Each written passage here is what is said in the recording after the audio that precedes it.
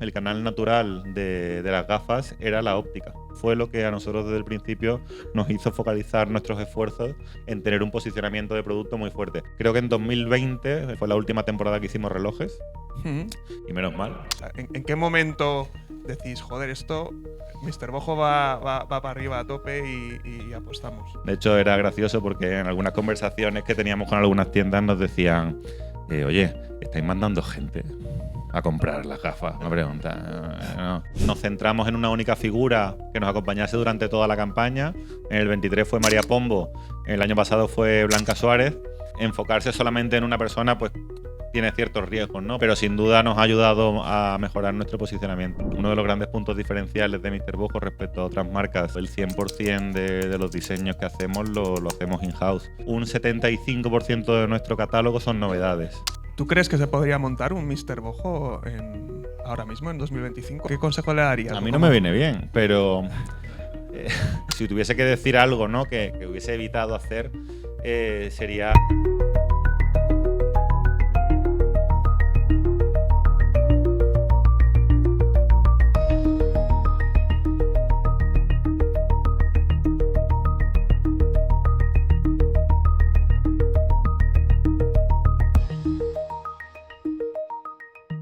Os tengo que hacer una confesión. Bueno, al final esta va a ser mi primera entrevista de entrevistador. Ayer estaba un poco nervioso, digo, no sé yo cómo me voy a desenvolver. Lo único parecido que he hecho ha sido en una asignatura de libre elección en la carrera y no fue nada bien, era de periodismo deportivo, pero bueno, espero estar a la altura. Y hablando con Dani me hizo gracia porque él me dijo, pues yo tampoco suelo dar muchas entrevistas. O sea, que no sabía que cuando te pedí el favor, hasta cierto punto te metí en un compromiso, pero bueno, un placer. Daniel Mr. Bojo, preséntate tú si quieres mismo y cuentas qué haces en Mr. Bojo y qué es Mr. Bojo. Vale, genial. Bueno, buenos días a todos. Soy Daniel Alberola, soy uno de los fundadores de la marca Mr. Bojo y soy el CEO de la empresa. ¿En qué año empezasteis? 2013.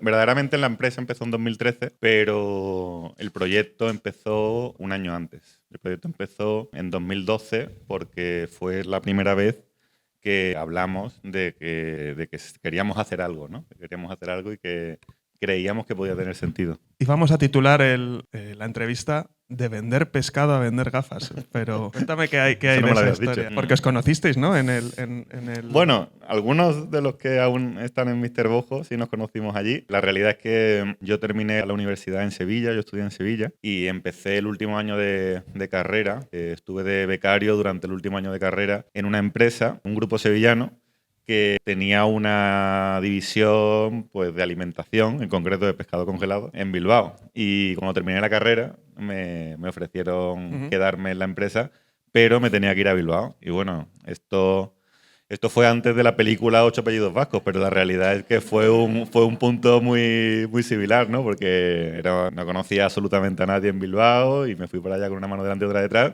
Y concretamente era una empresa de alimentación y era de pescado congelado. ¿Y cómo surge Mr. Bojo? Pues, a ver, es lo que decía antes, ¿no? Nosotros en el 2012 tuvimos una conversación en el mes de agosto relacionada con bueno, uno de mis socios y actual director creativo de la marca, vino a verme a Bilbao porque además había surgido una vacante en la empresa. Entonces, bueno, yo intenté tirar a la gente para allá, para el norte conmigo, y vino a hacer una entrevista allí y tal. Y estando allí en Bilbao, de hecho, se compró unas gafas de sol de una marca que ya no existe. En Bilbao. En Bilbao, de hecho. Se compró unas gafas de sol que eran con cristales de espejo. Y este socio mío, que siempre ha tenido pues mucha sensibilidad con el mundo de las tendencias y tal, pues iba con sus gafas de espejo, era una cosa bastante rara ya en el 2012. Y bueno, y esas gafas, la realidad es que en cosa de 3 meses acabaron rotas por 3 sitios distintos, ¿no? Y él las pegó con cinta americana y se las ponía, y era un cuadro, ¿no? Pero se las ponía y tal, y hacía gracia, y en ese verano fue él el que en una conversación así dijo, oye, creo que esto se va a llevar mucho dentro de muy poco y estoy convencido de que se puede hacer un producto de más calidad a mejor precio, porque encima le habían costado como 90 euros. Y bueno, yo siempre había sido muy, pues eso, ¿no? Con muchas ganas de montar algo y tal, y dije, oye, si tú lo ves, pues adelante, vamos a darle una vuelta. Y eso fue en agosto del 2012. Que ahí tenías 25 años. Yo qué sé. 24. Pues sí. Pues 24 tendría, ¿no? Sí, más o menos. ¿Y 24, 25, no lo sé. ¿Y cómo surge el primer diseño? ¿Cómo?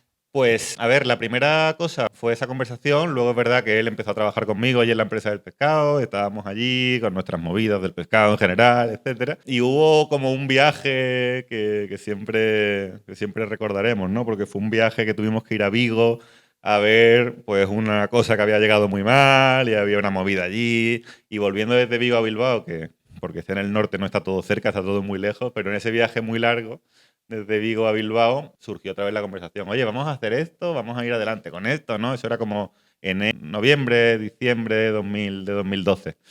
Y oye, dijimos que venga, vamos a intentarlo, vamos a empezar por el nombre. Y en ese viaje surgió el nombre de Mr. Bojo. Con lo primero que empezamos fue el nombre. O sea, sabíamos que queríamos hacer una marca de gafas de sol, queríamos que tuviesen espejo y teníamos el nombre. Y lo siguiente era ver si lo que queríamos hacer era viable y quién lo podía hacer. Y ahí fue donde lo primero que hicimos fue, tirando de un poco de lo que veíamos, era, pues oye, las gafas se hacen en Italia, ¿no? Y ahí empezó. La primera prueba real del proyecto fue hacer ese viaje a Italia, a ver fábricas de gafas de sol, y que mi socio volviese de ese viaje diciendo, oye, tío, esto se puede hacer. Ok.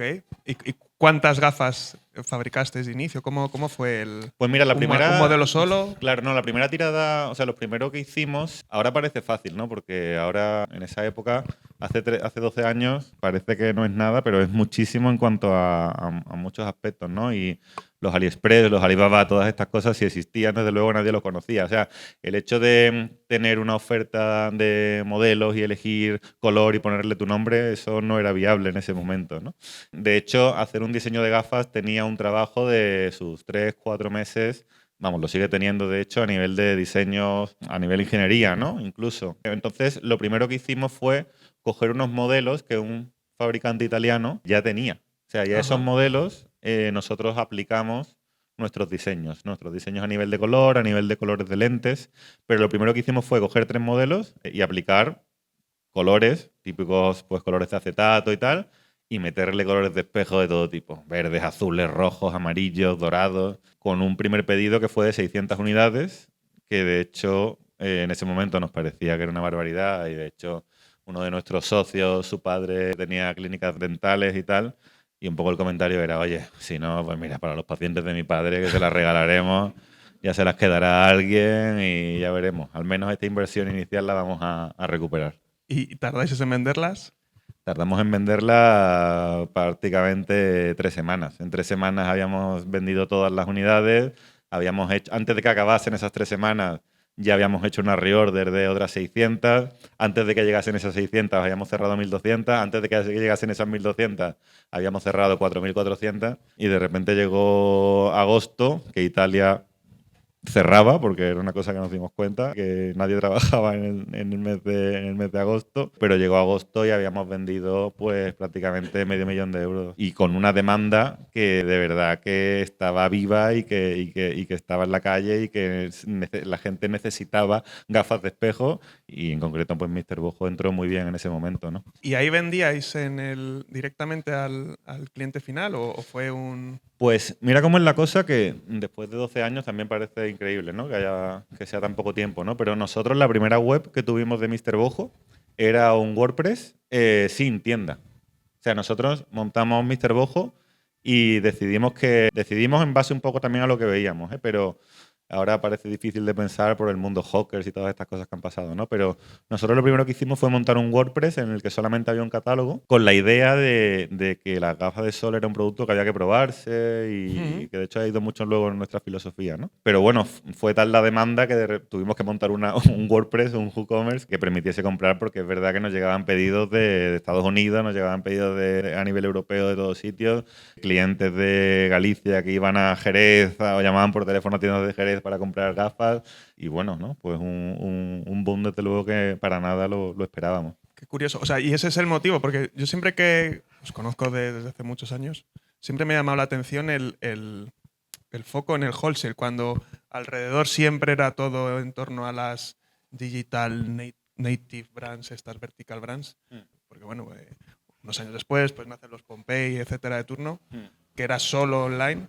Y siempre me llamó la atención pero no sabía que estaba relacionado con... Sí, o sea, nosotros somos un pelín producto. más viejos que Pompey, quizás. Creo que el boom de los digital players estos, de hecho, Hawkers empezó un poco después que nosotros, ¿no? Y oye, me quito el sombrero, ¿no? Con lo que hicieron, desde luego. Hubo un componente y era que quizás ninguno de los que estábamos en el proyecto tenía un conocimiento real a nivel de informática, de redes. Eso unido a que nosotros cuando empezamos el proyecto, lo primero que hicimos fue ver cuál era el canal de venta real de las gafas. Y nos pusimos a verlo y aunque es una cosa que ahora es manifiesto, ¿no? Vas por una calle y siempre hay dos ópticas, ¿no? En cualquier población. O sea, que ópticas hay, pero nos dimos cuenta de que solo en España había 11.000 ópticas, ¿no? Siendo un sector que puede parecer como antiguo, ¿no? Pues la óptica es un sector que no para de crecer. Y había un motivo, y después, adicional a eso, analizamos un poco qué hacía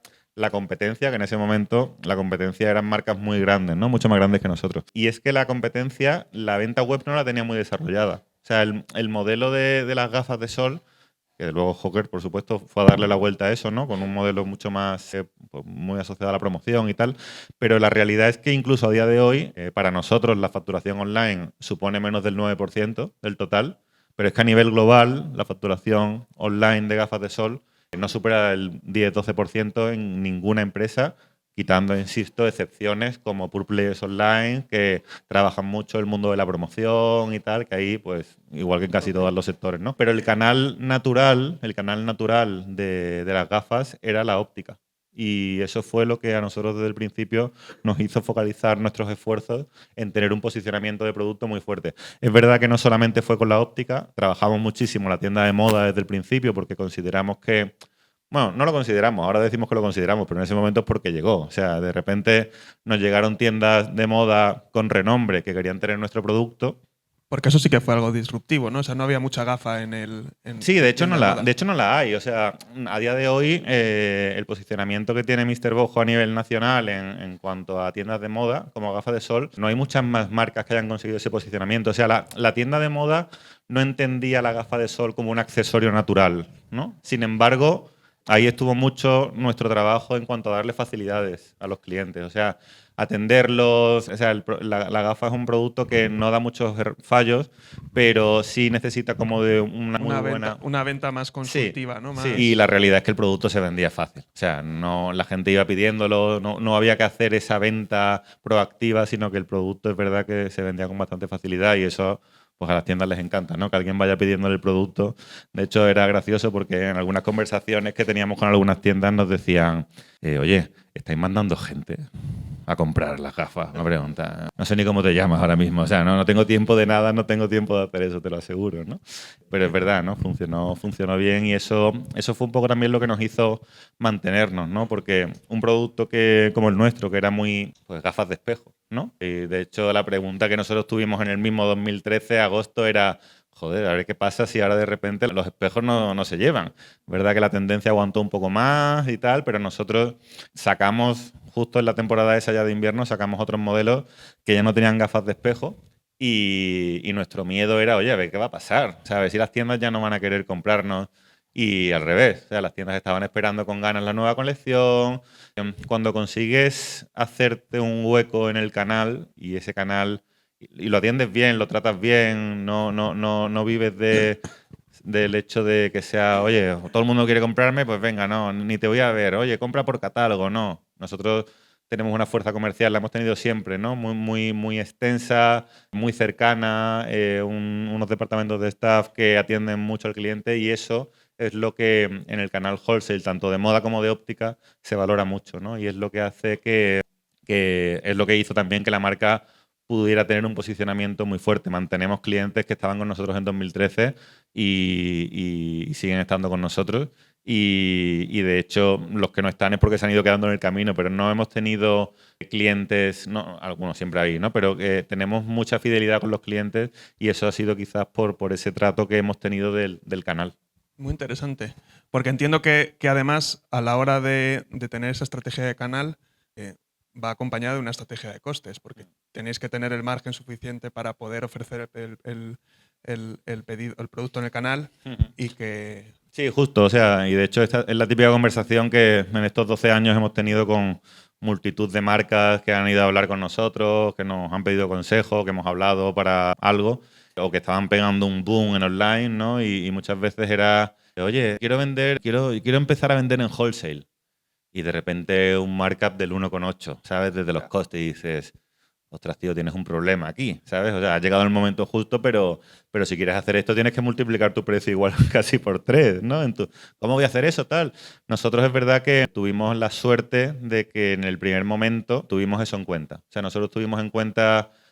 No me preguntes por qué, ¿eh? Quizás porque uno de nuestros socios, su madre tenía una tienda, sabíamos que trabajaba con otras marcas y quisimos enterarnos un poco de qué márgenes marcaban ellos Vale. para los productos. Y a partir de ahí pues surgió la palabra mágica del markup.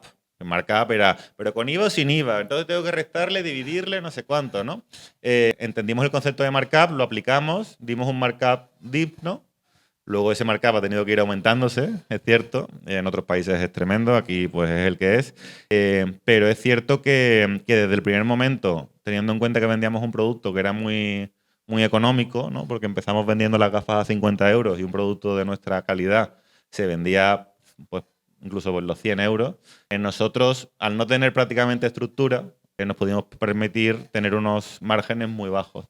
Luego, lógicamente, fuimos aumentando los márgenes, comprando mucho volumen y a los clientes pues tuvimos que ir dándole más margen y tal. Pero sí es cierto que en ese momento inicial tuvimos la suerte de poder hacer bien ese cálculo y no quedarnos cortos luego, que a muchas marcas le pasa. Porque anda que no hemos visto marcas, tú y yo, que al cambiar al wholesale a mitad de juego no pueden o hacen un reposicionamiento de marca completo o están vendidos. Sí, es complicado. Porque luego el tema de diseño seguís igual, o sea, Eduardo, vamos, tu socio sigue dirigiendo el departamento de diseño. Sí, a día de hoy mi socio Eduardo es el director creativo de la firma, tiene a tres diseñadores más en el equipo, pero el 100% de los diseños que hacemos lo hacemos in-house.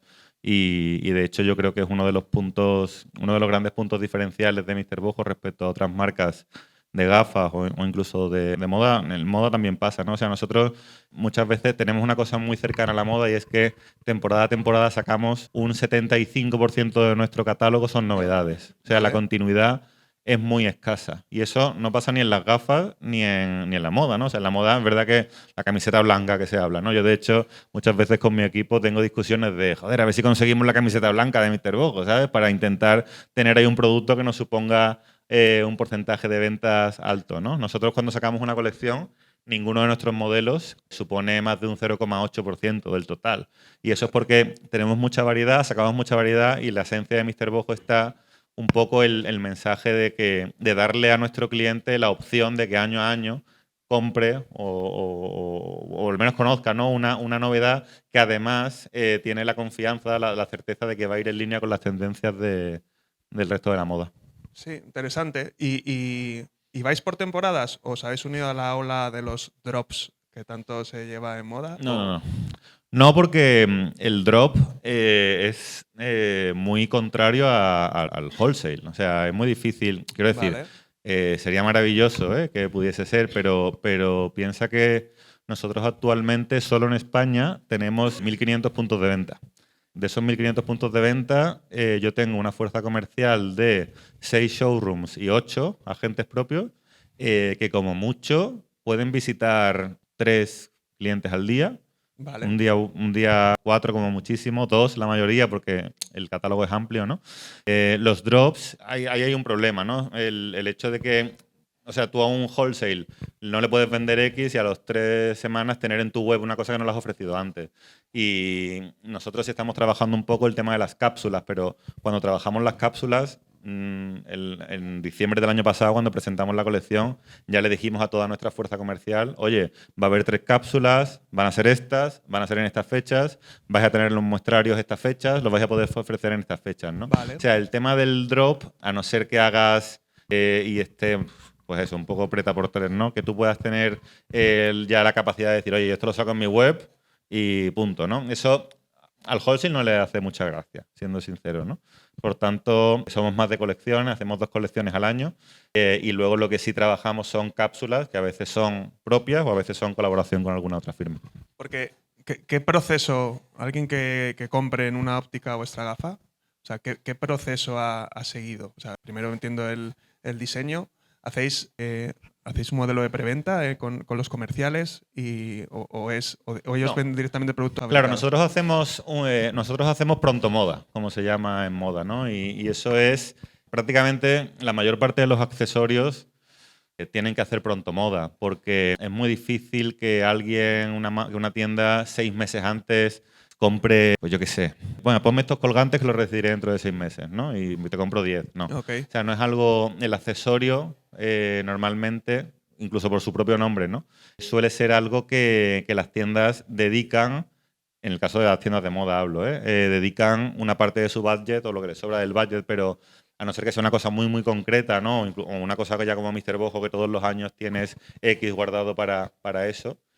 Es verdad que es una compra impulsiva, ¿no? Entonces, nosotros hacemos pronto moda y eso, de hecho, es una de las cosas con las que más tenemos que pelearnos, ¿no? Porque yo recibo en enero grandes producciones de modelos que no están testados en el mercado. Entonces, hay cosas que acierto y cosas que no acierto. Y normalmente las que no acierto son las que menos stock tienen. Entonces, pues eso, este año la gafa verde. Gafa verde de estas, comprar pocas porque todo el mundo quiere la gafa verde. ¿Y cómo? O sea, entiendo que, vamos, esto es el punto clave en muchas empresas de vuestro sector y sector moda en general. O sea, ¿cómo lidiáis? ¿Intentáis compensar con ese long tail de catálogo? ¿Compensas unas con las otras?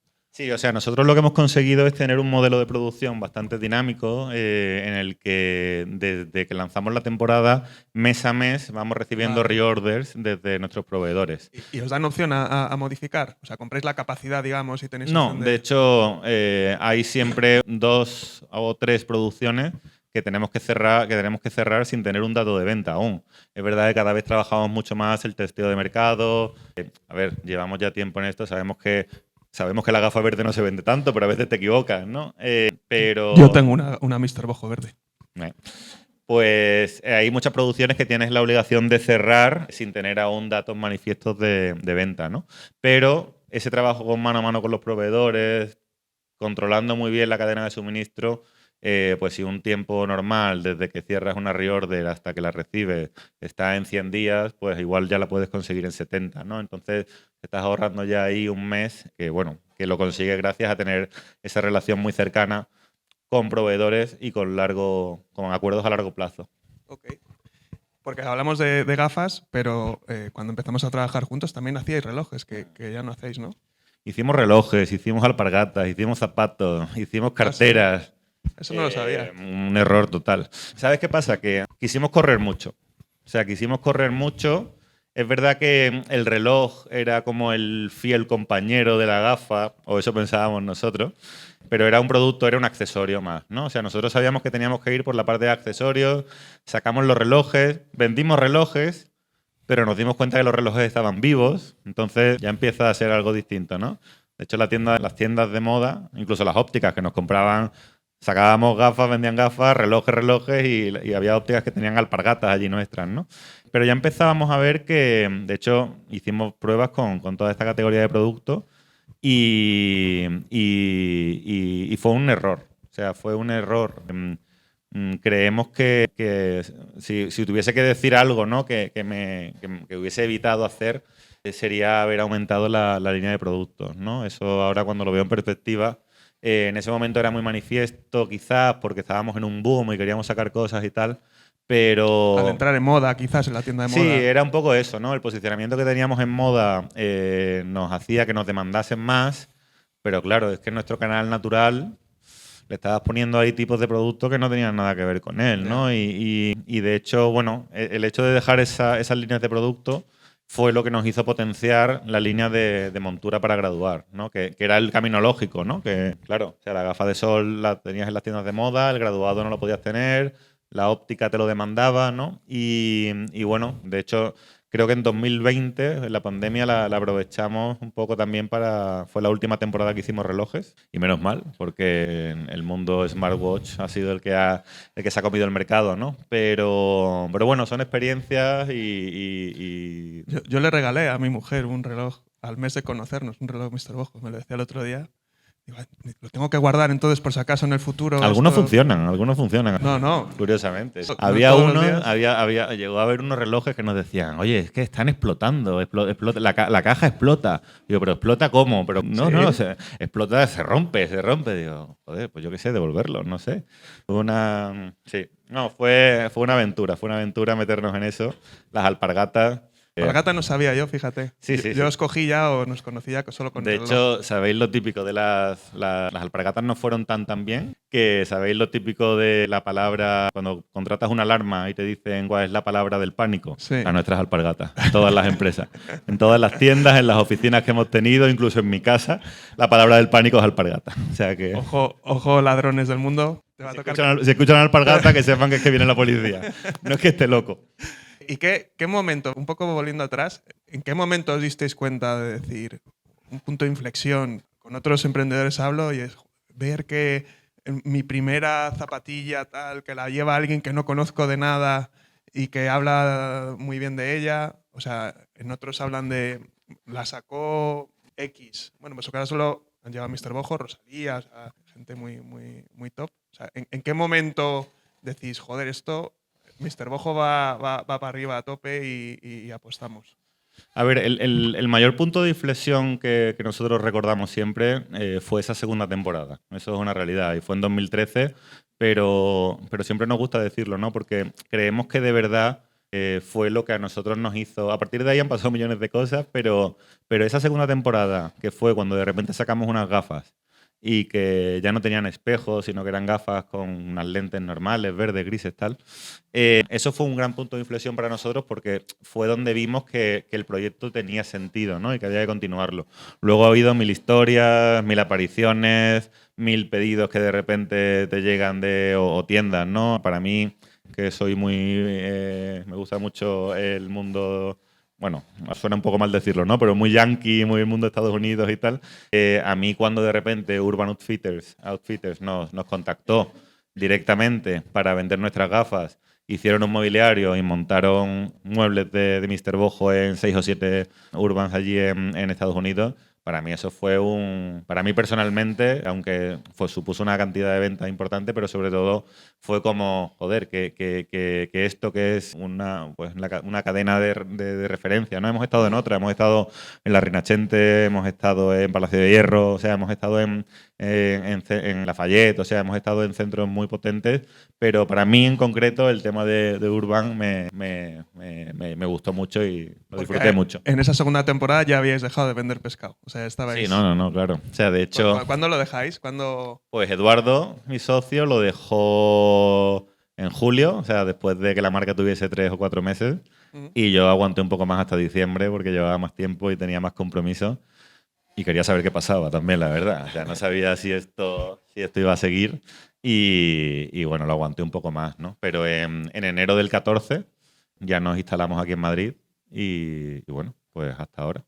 Porque hablas internacional también. O sea, ¿qué porcentaje por poner unos números, o sea, ¿qué porcentaje de venta internacional tenéis respecto a España? A día de hoy es en torno a un 40%, que es una cifra así que suena muy bien, pero la realidad es que no hay ningún mercado que nos suponga más de un 5%. O sea, que es muy diversificado. O sea, sí. no es... O sea, nuestro reto, si tuviese que decir algún reto de Mr. Bojo de cara a los próximos años, es conseguir un segundo gran mercado.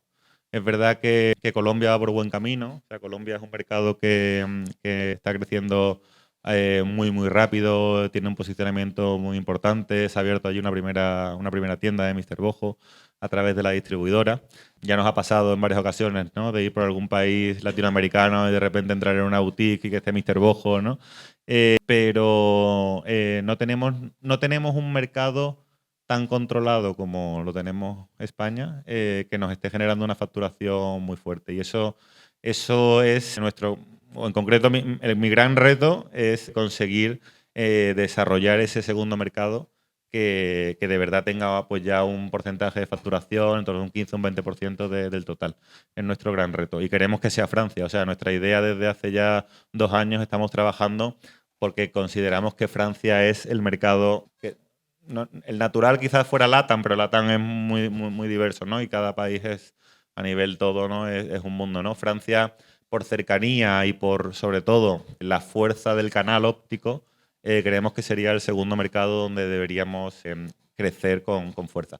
Porque Italia, que hay mucho localismo, la gafa y mucha protección, es más complicado. En Italia son muy marquistas y en concreto de gafas piensan que son los que más saben del mundo de gafas, que probablemente sea verdad, ¿no? Y además también hay un tema de pricing en el que nosotros hemos intentado ser muy conservadores siempre con el pricing. Empezamos hace 13 años a 50 euros y ahora estamos a 65. O sea, no hemos hecho grandes subidas de precio y nuestro producto sigue estando. De hecho, yo muchas veces las discusiones que tengo con el equipo de comunicación y marketing es, oye, tengo miedo de empezar a ser low cost. No, es que low cost es Hawker, vale. Sí, pero es que nuestra competencia directa no vende a por menos de 120 euros. O sea, nuestro producto está a nivel de calidad de una gafa de 100, 120 euros, ¿no? Y si te vas a Francia, de 150. El tema del price point es otro de los factores que nos está, desde nuestro punto de vista, afectando un poco a la internacionalización. Porque el hecho de mantener un precio en España de 65, es verdad que en Europa vendemos más caro, vendemos a 100 de hecho, pero aún así el price point es algo que hay una percepción de que puede ser un producto peor por el hecho de que sea más barato, ¿no? Entonces, eso en Italia en concreto es el culmen. O sea, también ocurre muchísimo. Qué curioso, porque la expansión, hablas de canal wholesale, pero lleváis 2 años con expansión en tienda física. Sí. Pues mira, yo a veces se lo he comentado alguna vez con la gente de Jimmy Lion, con Álvaro. A nosotros nos dejaron la gente de Jimmy Lion estar en su tienda de preciados durante la campaña de primavera-verano del 2023 en la tienda de preciados y fue la primera experiencia que tuvimos a nivel de retail propio y la realidad es que los resultados fueron muy buenos. O sea, nosotros ha habido siempre desde que Mr. Bojo nació y de hecho pues aún sigue esa lucha encarnizada. Ha habido muchas marcas que han intentado ser el Warby Parker europeo, ¿no? Y ha habido muchas, ha habido unas que se han quedado por el camino, otras están haciéndolo bastante bien, algunas españolas, otras francesas, pero nosotros, nuestra apuesta siempre ha sido por crecer en el canal natural y en el canal que hacían las grandes marcas. Hicimos esta experiencia piloto, nos fue muy bien y nos dimos cuenta durante esos 6 meses de que estábamos recibiendo una información del cliente final que nunca habíamos recibido. Porque claro, nuestra venta web era tan reducida que no éramos capaces de sacar conclusiones en cuanto a modelaje, en cuanto a percepción del cliente, en cuanto a necesidades. El hecho de tener la tienda abierta nos dio muchísima información, además de muchos euros, ¿no? Pero esa información nos dimos cuenta que valía mucha pasta también. Y eso fue un poco lo que la primera experiencia y la que en el 24 nos hizo, oye, venga, vamos a buscar a ver si encontramos. Fue un proyecto que hicimos un poco porque sí, o sea, no te creas que tuvimos un business plan. O sea, yo recuerdo hablar contigo hace años y eras contrario a la tienda física porque pensabas que iba a molestar a tu canal wholesale. Sí, y de hecho probablemente sea así también, o sea, alguno estará cabreado, ¿no? Pero es verdad que dentro de nuestra explicación de este modelo, nosotros no vamos a ser intensivos en retail. O sea, ahora mismo. No vais a abrir en todos. No. De hecho, a nosotros igual. O sea, nosotros estamos abriendo tiendas con el sentido de que sean una experiencia de la marca. Y quizás nos queda mucho por trabajar en eso también porque, porque las hemos abierto muy rápido. O sea, el año pasado, en el 24, abrimos 5 tiendas en 5 meses. Y eso pues dice que a lo mejor no estaba todo tan bien pensado, alguna ubicación seguramente no será la correcta, pero bueno, fuimos viendo oportunidades, lo fuimos haciendo, pero sobre todo lo que queríamos con estas aperturas era contactar mejor con el cliente, que eso va unido también a hacer marca, y queremos que nuestras tiendas sean un poco eso, ¿no? Una experiencia de Mr. Bojo. ¿Nos genera ventas? Muy buenas, sí, algunas más que otras, pero sobre todo estamos consiguiendo tener una información que antes no teníamos y que ahora la recibimos mucho más rápido. Porque han sido tiendas pequeñas hasta hace una semana, 15 días. Sí, desde que ha empezado a llover. Desde que ha empezado a llover. Hoy hemos hablado con el alcalde y nos ha dado una tregua, hace bueno. Habéis abierto en Fuencarral, en la Sí. famosa milla de oro madrileña. Bueno, a ver, de momento solamente llueve, espero que sí, espero que sea eso, ¿no? Sí, tiene buena pinta, tiene buena pinta. La verdad es que llevábamos, es la segunda tienda que abrimos en Madrid, tuvimos En la Goya, ¿no? suerte de encontrar un local en Goya, que la verdad es que no sabíamos cómo iba a funcionar, porque, bueno, Goya es muy larga, la tienda está en un número bastante arriba, y sin embargo, pues la tienda está funcionando espectacular. Nosotros creemos que Fuencarral, o sea, en Fuencarral es una zona que, siendo Madrid, pues no tiene nada que ver, ¿no? El público que va por Fuencarral creemos que es muy distinto al que va por Goya y la idea era buscar algo en Fuencarral y que surgiese. La verdad es que hay una lucha también encarnizada en esa Es calle. curioso. Surgió una oportunidad, la cogimos con los ojos cerrados y bueno, en menos de un mes la teníamos abierta. Lo comentábamos antes, yo no lo sabía, que se paga un traspaso a la marca previa que te deja el local. Es una cosa como en el PC Fútbol esto. Es una... Es un poco loco, ¿no? Y hay gente que pide barbaridades. Hay gente que tiene sus tiendas abiertas, de hecho, y venden bien y tienen su precio de traspaso puesto y, oye, si viene alguien y lo paga. Hace poco, de hecho, en la tienda nuestra de Goya, me llamó un agente inmobiliario para decirme, oye, hay una casa de cambio que quiere tu local y tal. Y le digo, ¿cuánto pide? Quiero decir, porque la gente está tan loca, digo, bueno, si dijo una cifra que no, dije, no me merece la pena, ¿no? Pero es verdad que se están pidiendo en algunos casos barbaridades, sobre todo en Madrid y Barcelona. En Madrid y Barcelona es muy loco, la verdad.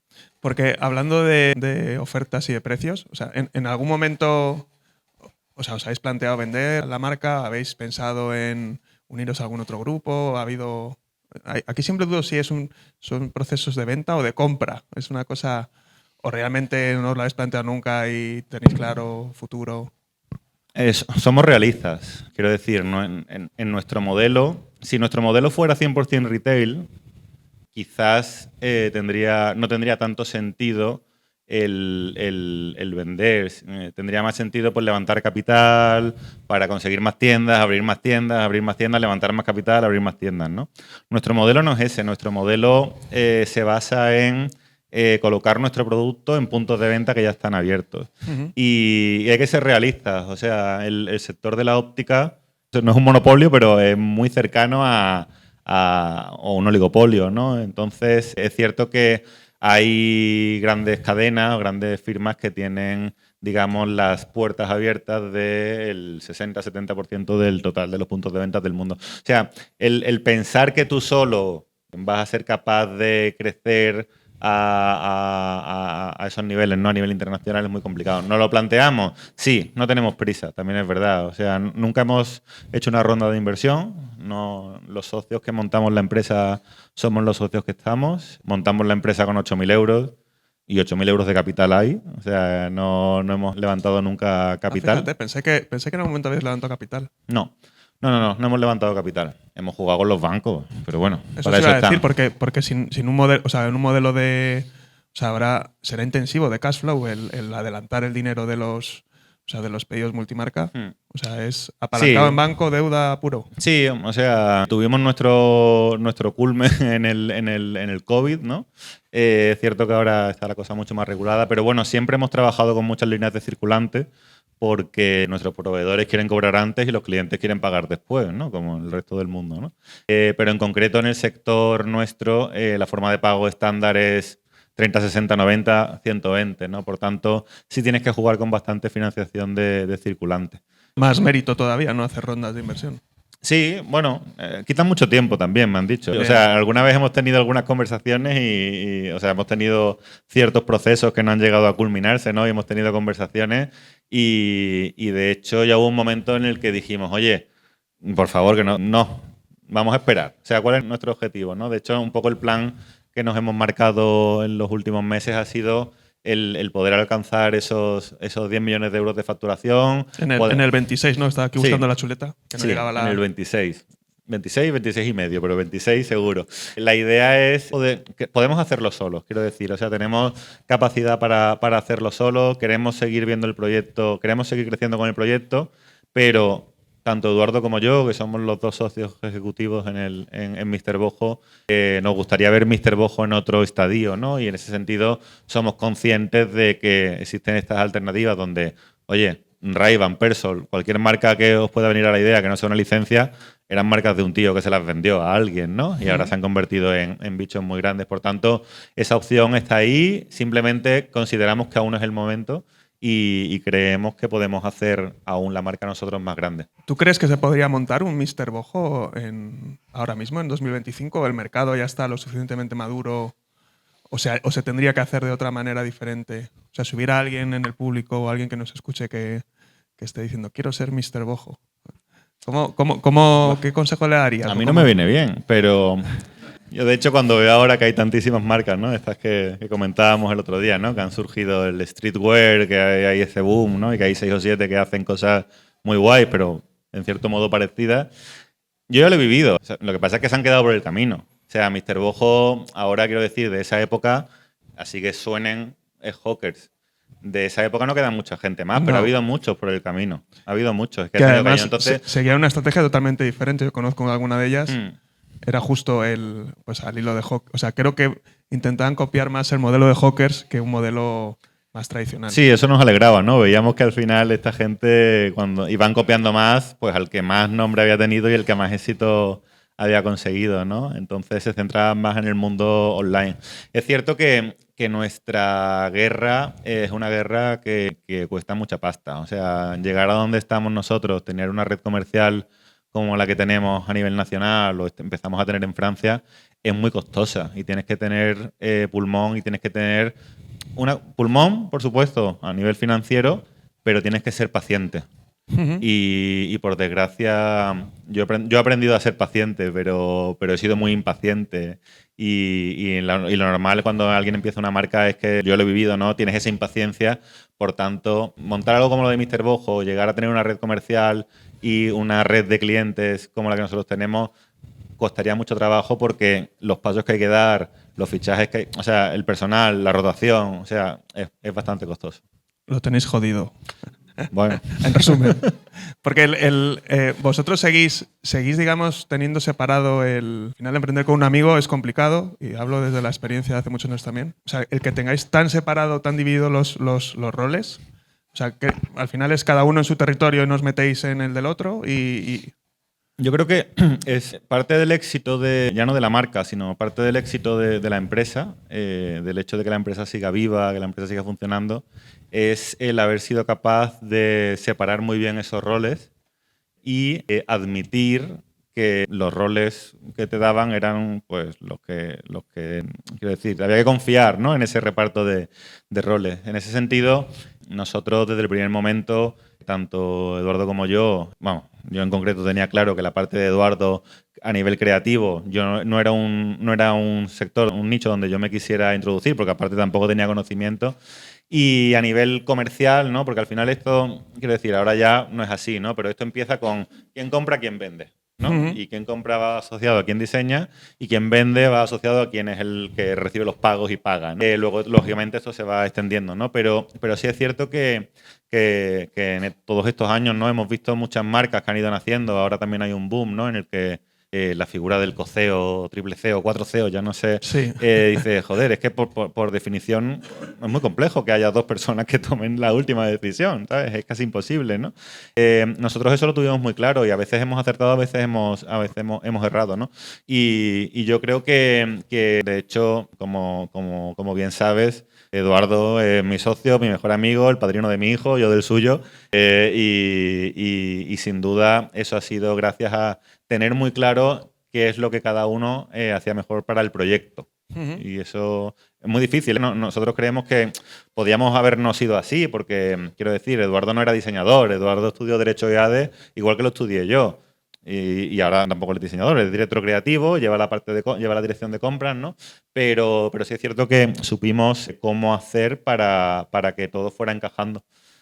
Muy bien. Y todo además, un poco volviendo a la introducción, sin fomentar vuestro vínculo con Mr. Bojo, ¿no? Lo que decías de que al final no queréis que se os vincule a nivel personal la marca, como pueden hacer otros otros proyectos que todos tenemos en mente, sino un poco en la sombra y que sea la propia marca la que vaya creciendo, ¿no? Que eso quizás le da un mérito adicional.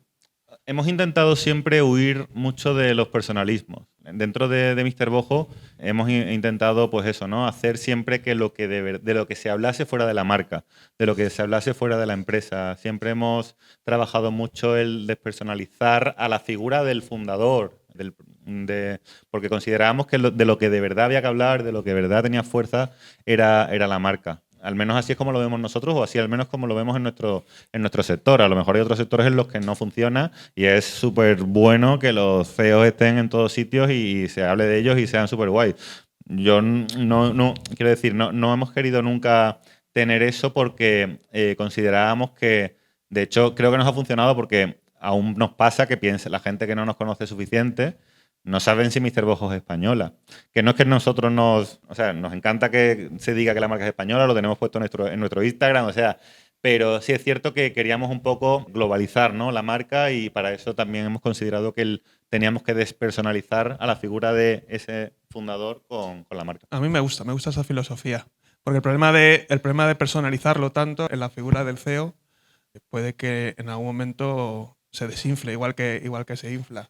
Y además a veces, por experiencias que tengo y que hemos visto, vamos, en conjunto, si el CEO no empuja, no se vende, las previsiones fallan. Es una política, pues yo creo también un poco contracorriente en estos momentos, porque cada vez hay más CEOs divas, iba a decir, no sé si es la palabra adecuada y que nadie se moleste. Y es que aparte es un error, cuando pasan los años te das cuenta. Al principio eres capaz, como CEO, como última persona visible, eres capaz de resolverlo casi todo. Pero si tú acostumbras a la gente a que tú vas a resolver el problema, la empresa se para, porque llega un momento en el que no eres capaz de atender a todos los problemas que hay, ¿no? Por tanto, eso me suena. Tienes que rodearte de un equipo en el que creas que vas a confiar. Si no confías, despréndete de ese equipo, pero sobre todo hazles ver que no vas a ser el que les quite el agua del cuello siempre. A veces siempre hay que hacerlo, quiero decir, y para eso también estás, ¿no? Pero tienen que entender que tu figura no es esa. Tu figura es el ver más allá, la estrategia, no el que te va a apagar un fuego siempre que se te incendie. Muy bien. Y ya para terminar, has hablado antes, o he querido entender que quizás el principal error o algo que cambiarías sería el tema de la diversificación de producto. ¿Hay algo más así de que digas, joder, si esto hubiera, no sé, si hubiera entrado en las tiendas físicas, igual iba a decir en el año 2019, igual no era el mejor año? O sea, ¿hay algo más de lo que hubieras cambiado? ¿Algo de producto? No sé. Bueno, yo lo único que hubiese cambiado es, o hubiese intentado decirme a mi yo del pasado, era que hubiese sido un poco más paciente. O sea, es verdad que cuesta, porque entras en una vorágine de crecimiento, entras en una vorágine de que todo el mundo habla, que todo, ¿sabes? Y te ves como en la necesidad de ir acompañándole. Y quizás dimos pasos antes de lo que debiéramos, ¿no? Siempre hubo algo que a mí me cambió mucho también mi forma de llevar la empresa, que fue, yo hice un MBA en el IS y lo hice muy pronto, gracias a Dios, porque lo hice como en 2015, 2017. Y a mí me enseñaron, o no me enseñaron, pero sí se hablaba mucho del concepto del foco, ¿no? Oye, hay que poner el foco, el big picture y el foco, ¿no? Y ese foco yo lo tenía completamente perdido. O sea, lo teníamos, ¿no? O sea, era como Estados Unidos, Europa, un tío en Japón, oye, los turcos que no sé cuánto. Y te das cuenta de que lo haces por querer seguir en esa inercia sin ir poniendo todos los cimientos que necesitas para cuando de repente eso para. En nuestro caso paró con una pandemia global que no era muy fácil de controlar, pero el hecho de no tener eso suficiente bien estructurado probablemente nos hizo pasar lo peor de lo que lo hubiésemos pasado si hubiésemos sido un poco más pacientes a la hora de construir sobre todo la red comercial. Muy bien, pues muchas gracias por tu tiempo, ha sido súper interesante. No Gracias sé a si alguna pregunta o ya lo hacemos de manera informal en el networking. Como ha comentado, tiene 40% que exporta más o menos zona de Latam, todo esto. ¿Con qué tipo de tarifa vendéis dentro de Incoterm? Pues prácticamente todos los clientes cargan en nuestro almacén. Casi siempre Xwork. Es verdad que algunos clientes más pequeños pues sí piden, ¿no? Que se lo hagamos DAP, o sea, que se lo mandemos hasta destino. Pero digamos los clientes grandes suelen ser Xwork. Y luego los 40% que vendéis aquí en España, más o menos cuánto pueden ser de B2B y cuánto pueden ser de B2C. Bueno, ahora con las tiendas es verdad que está un poco más desvirtuado, pero lo que decía antes, o sea, nuestra venta web nunca ha superado el 10%. O sea, normalmente nuestro B2B siempre está en el entorno de los 90%. Ahora con la parte de tiendas físicas, probablemente no, seguro cambia, pero como aún no hemos cerrado un año desde que empezamos a abrir tiendas, me cuesta tener esa estimación. Tengo otra que igualmente no sé si relaciona lo que tú comentaste de foco, ¿no? Es decir, yo lo he visto más o menos que crece desde cuando fundó, más o menos creciendo, y luego en 18, 19, estancó, bajó y luego ahora crece mucho más rápido ¿no? que las épocas iniciales, ¿no? ¿Qué has hecho diferente en los Pues últimos 3, justo, o 4 sea, años? fue justo en el 19, fue donde hicimos el cambio un poco de mentalidad, ¿no? Con respecto a la red comercial. Nosotros teníamos una red comercial a nivel nacional que era 100% externa y la convertimos a 100% interna. O sea, empezamos a tener agentes multimarca en el sector óptica, pasamos a tener agentes monomarca en nómina, con su coche de empresa, su tarjeta de empresa. Empezamos con 4, subimos a 5, a día de hoy tenemos 8. Eso ha sido lo que nos ha permitido llegar a, como decía antes, solamente en España hay 11.000, 12.000 ópticas, ¿no? Nosotros estamos en 1.500. Quizás podamos, yo no quiero estar en las 11.000 ni mucho menos, porque de hecho no podría, pero sí es cierto que nos ha permitido ir aumentando esa red de una forma mucho más ágil. Pasando de agente comercial externo, o sea, tu Eso es. propio... Vale. Y Con el luego riesgo, con mucho más riesgo, lógicamente, porque son gente luego que... a nivel de marketing ha hecho algo diferente, o e-commerce, lo que sean. Sí, a ver, es verdad que justo en los últimos 2 años, y bueno, este ya es el tercero, estamos trabajando con figuras bastante potentes a nivel de comunicación, a nivel de imagen. Fue algo que empezamos en 2023, que nos fue muy bien, el año pasado lo continuamos, este año seguimos de otra forma, porque es verdad que tanto en el 23 como en el 24 nos centramos en una única figura que nos acompañase durante toda la campaña. En el 23 fue María Pombo, el año pasado fue Blanca Suárez, y lo que nos hemos dado cuenta es que enfocarse solamente en una persona pues tiene ciertos riesgos, ¿no? Por tanto, este año estamos haciendo algo más, o sea, no está tan focalizado en una, sino que está focalizado en más, pero sin duda nos ha ayudado a mejorar nuestro posicionamiento. Gracias. Hola, Daniel. Hola, Kiko. Quiero que nos cuentes un poco cómo fue ese primer contacto con Factor Libre y en Mr. Bojo, ¿cuándo os disteis cuenta que necesitabais de un RP? Odoo fue el segundo RP que tuvimos. El primero que tuvimos fue Sage, lo comentaba con alguien antes. Era una versión Sage 100, basiquísima y tal, pero el poco tiempo que estuvimos trabajando en otras empresas, ¿no? En el pescado congelado, a mí al menos me hizo ver de la necesidad. La empresa del pescado congelado básicamente era lo mismo, pero en vez de gafas vendían pescado, ¿no? Pero con distribuidores mucho más grandes. Y yo en esos 2 años y medio que estuve trabajando con un RP que ellos tenían, creo que era el Lotus, no me acuerdo cómo se llamaba. Y es verdad que en cuanto Mr. Bojo empezó a funcionar, yo tenía la necesidad de tirar de algo que no tenía, ¿no? Que era ese RP donde con su CRM y tal, ¿no? Y en ese momento, pues es verdad que hicimos una batida pequeña y cogimos la opción que nos pareció más económica y que mejor feeling nos dio, que era esta de Sage, ¿no? Sage nos funcionó bien, pero cuando empezamos a crecer en cuanto a red comercial, puntos de venta, etcétera, pues veíamos una limitación muy grande y fue cuando, pues en este caso al director de operaciones, a John, le encomendé un poco el buscar una alternativa de RP. Y ahí surgió un contacto primero con Carlos.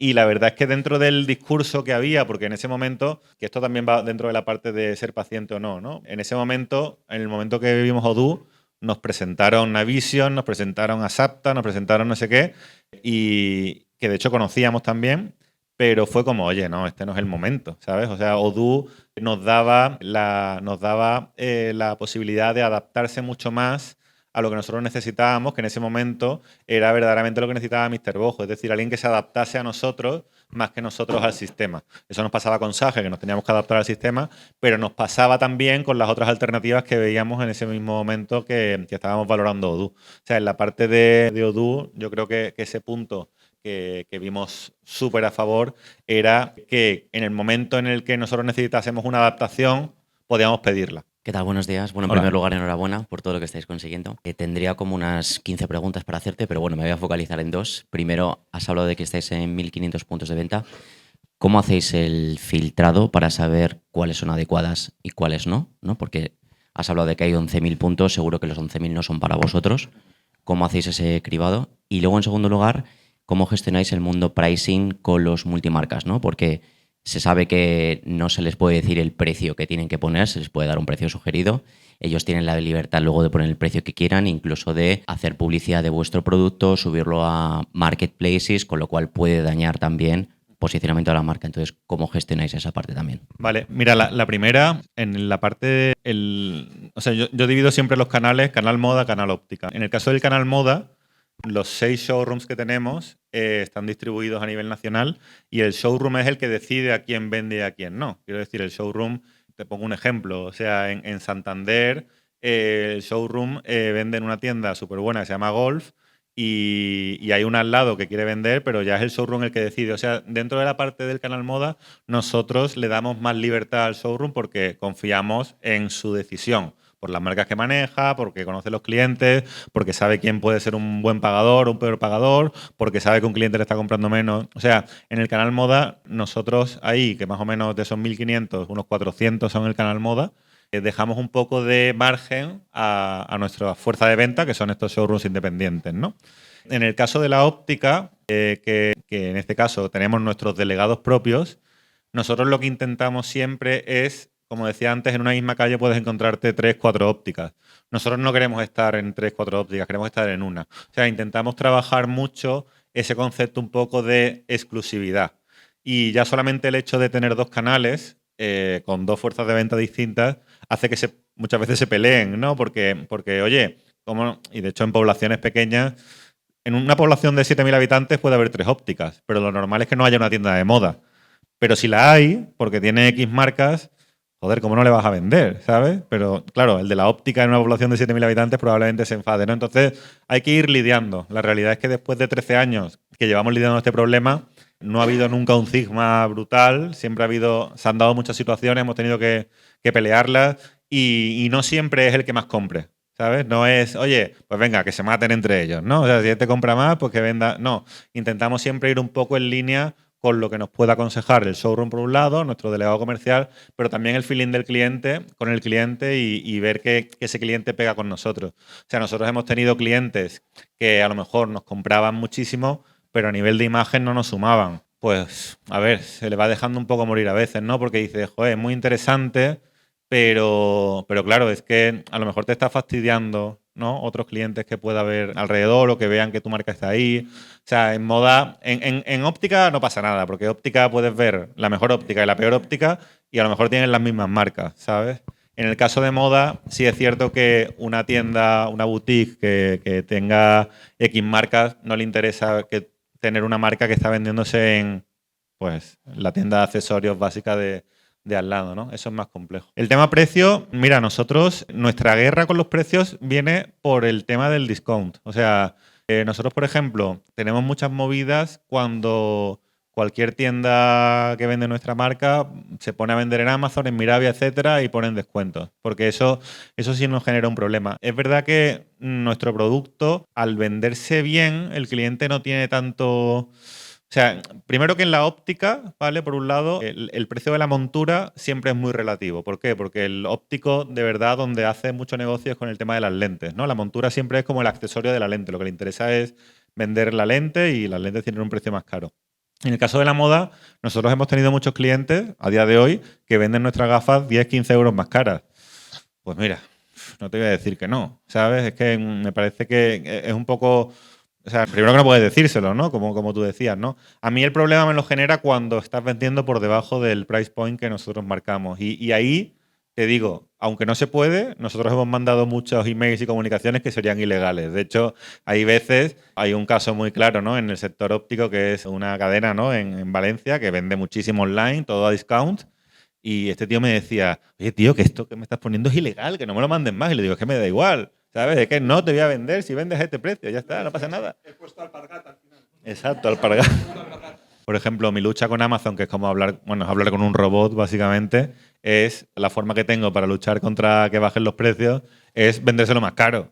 Y llega un momento en el que ya Amazon no te acepta el precio, el ordenador no te acepta el precio, pero pues no le vendes, ¿sabes? Pero tienes que ir un poco por ahí porque es cierto que cada vez más, cuando tú vas a una tienda, en un show, cuando alguien va a un showroom es distinto, ¿no? Pero nosotros, que nuestra fuerza de venta va mucho a visitar el cliente, cuando entra el comercial por la puerta, lo primero que hace es poner en Google Mr. Bojo. Y de repente ve Vision Lab a 22 euros, no sé cuánto, no sé qué, ¿sabes? Entonces, eso ya de entrada al comercial le está reventando, ¿no? Por tanto, sí lo vigilamos mucho y nos suele suponer algunos problemas. Oye, muchas gracias también. Una pregunta, ¿tenéis foco en convertir esos clientes de wholesale en clientes vuestros? Y si lo tenéis, ¿qué hacéis para convertirlos en clientes de Mr. Bojo? Me refiero al cliente final de una óptica. No, pero no te entiendo. ¿Qué me quieres decir? ¿Cómo? Si tenéis foco en convertir a esos clientes de Óptica Manolo en Valladolid, Sí. en clientes de Mr. Bojo, y poder ser vosotros los que estáis... Ya, te entiendo. No está dentro de nuestra... Quiero decir, no es un... ¿Cómo decírtelo? En concreto, el óptico, el cliente de un óptico suele ser bastante fiel. O sea, no es como... Quiero decir, la óptica de barrio, va la gente del barrio y va allí porque es su óptica, ¿no? O sea, no tenemos esa... Y de hecho, quiero decir, en el caso de la óptica en concreto, a mí lo que me interesa mucho es gestionar esa relación con el óptico, porque me interesa que compre la montura con sus gafas graduadas, y eso en la vida se lo voy a poder dar yo. O sea, yo podría tener la posibilidad, porque otras marcas lo hacen, ¿no?, de vender gafas graduadas, tal. Es una guerra en la que en ningún caso nos vamos a meter. O sea, eso ya lo puedo decir, ¿no? Es verdad que nos hemos planteado la posibilidad de convertir una de nuestras tiendas en una tienda que venda tanto gafas de sol como gafas de óptica, pero va un poco en línea con lo que comentaba antes, ¿no? El poder conocer un poco más cuál es la demanda real del cliente. Llegar a convertir a ese cliente que compra en Óptica Manolo, que me termine comprando a mí, pues no es mi guerra, ¿sabes? Ni demando ese tipo de información. Es más, nosotros estamos muy orientados al canal, y de hecho las marcas grandes de gafas, incluso desde su página web, puedes decir, oye, selecciona la óptica que quieras y mandamos unas gafas para que te las pruebes allí. O sea, se trabaja mucho eso, y va asociado a que las gafas en general, tanto de sol como de ver, es un producto que al cliente le queda muy bien o se siente muy incómodo y no se las pone, ¿no? Por tanto, esa aprobación por parte del óptico, que nos vino también en el origen, también a día de hoy es súper importante, porque cualquier ajuste pequeño, a mí, yo estoy seguro que yo reduzco un montón de problemas de garantía gracias a ese óptico de barrio, porque un tío que se le desajusta la varilla, a lo mejor en otra época hubiese mandado un email para atención al cliente para que se le cambie. Aquí va al óptico y se lo arregla. O sea,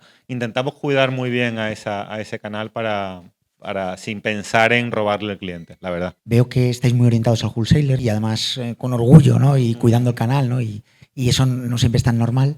¿En todo este tiempo habéis desarrollado servicios a ese canal en la relación, o formas de comunicar, algo que genere un valor añadido adicional? ¿O al final sigue funcionando, pues eso, el comercial visitador de toda la vida que se relaciona, no sé, pienso en data sharing, pienso en, no sé, ¿qué estrategias habéis desarrollado que excedan lo que imaginaríamos, ¿no?, que hacen vuestros comerciales en su relación con vuestros clientes? Pues se ha trabajado mucho, de hecho. O sea, la categorización de clientes es algo que trabajamos muchísimo, ¿no? Porque al tener tantísimas ópticas actuales y potenciales, tú puedes tener lo que decía, ¿no? A mí una óptica que me compre 500 euros al año me vale igual que la que me compra 7.000, ¿no? Pero es verdad que de ahí, de una a otra, nosotros sí vamos premiando, digamos, a un cliente según su categoría. Y son categorías súper, suenan más casposas, tipo oro, plata, platino, ¿no? Porque al final facilita un poco la vida, ¿no? Pero sí es cierto que tenemos esa categorización hecha, y a los clientes, a medida que van avanzando en esa categorización, van teniendo servicios adicionales, ¿no? Te hablo en el caso en concreto de la óptica, que necesita de un servicio muy personalizado, pues te hablo de una línea de teléfono premium porque llaman mucho, ¿sabes? Para que tengan su propia línea de teléfono, ¿no? O sea que sí, se trabaja mucho eso y sobre todo se le ofrece todo para que él elija, ¿no? Sobre todo a nivel de publicidad, decoración, vídeos, o sea, hay como un paquete, digamos, básico muy extenso para que el cliente tenga muchas armas que pueda utilizar luego. Pues mira, es una pregunta súper interesante porque nosotros, Mr. Bojo, empezó en una casa. De una casa nos fuimos a una franquicia de una mensajería, típico, paso, y estando en la franquicia de mensajería se nos iluminó una luz y dijimos, oye, lo mismo que necesita Mr. Bojo lo necesitan más marcas. Y junto con otros socios montamos una empresa de logística que daba servicio a Mr. Bojo, y daba servicio a otras marcas, ¿no? De hecho, esa empresa se hizo incluso a veces más grande que Mr. Bojo, la vendimos ya hace unos años. Yo tengo cierta relación aún con el comprador, pero aunque la logística era de Mr. Bojo, para nosotros era un externo. O sea, nosotros a nuestro personal, aunque algunos socios eran comunes, siempre le hemos dicho que la empresa de logística es la logística y es una empresa externa, no es Mr. Bojo. Y se le demandaba en ese sentido, ¿no? ¿Qué te voy a decir yo, no? Pero yo soy muy partidario de la externalización. O sea, creo que hay negocios en los que cuando ya tienes un X volumen muy grande y tu producto es voluminoso, probablemente te merezca la pena tener tu propio almacén porque el coste de almacenaje es caro. Pero dentro de ese discurso comercial, que ya no lo hago tanto, pero que lo he hecho mucho durante la época que teníamos esta empresa, siempre hemos defendido, ¿no? que la logística era una parte del negocio, pero no era el negocio en sí. Y el hecho de tener un almacén que se puede ir a luz, se puede inundar, se puede poner malo el mozo, necesitas 10 mozos más un día, eso no te aporta el valor, desde mi punto de vista, que sí te aporta el hecho de estar pensando en dónde abrir la siguiente tienda, cómo diseñar mejor. Por tanto, nosotros somos unos grandes defensores de la externalización y a día de hoy que estamos en un externo y que sabríamos hacerlo para montárnoslo nosotros mismos, Mr. Bojo, porque ya lo hemos hecho antes, estamos muy contentos así porque es una forma, digamos, de externalizar también ciertos riesgos que lo hemos vivido también mucho en nuestras carnes y creemos que no aportan el valor, al menos en nuestra empresa. Creo que puede haber empresas en las que la logística, pues Amazon, ¿no? Que tiene la suya, tal, o sea, y tiene que entregar a las 6 horas. Claro, Amazon es logística, es su core justo, ¿no? Pero tú eres una marca de gafas. Tu idea, tienes que tener las mejores gafas lo antes posible en tiempo y al mejor calidad-precio, ¿no? O sea que... Fenomenal. Pues darte las gracias otra vez. Ha sido un placer. Mi primera vez entrevistando y es un lujo haber sido contigo. Realmente.